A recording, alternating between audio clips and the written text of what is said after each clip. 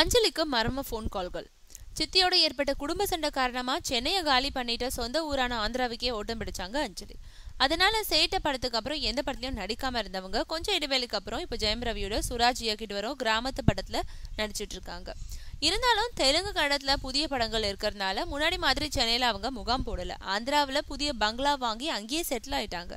தமிழ் படப்படிப்புனா தயாரிப்பாளர் செலவுல ஹோட்டல்ல தங்கிட்டு திரும்பிடுறாங்க. இந்த நேரத்துல சமீப காலமா அஞ்சலிக்கு நிறைய மர்ம போன் கால்ஸ் வருதாம். எதிர்முனையில பேசுறவங்க தவறான வார்த்தைகளை பிரயோகிக்கிறாங்களாம். சில நேரங்கள்ல அவங்க பேசுறதே இல்லையா.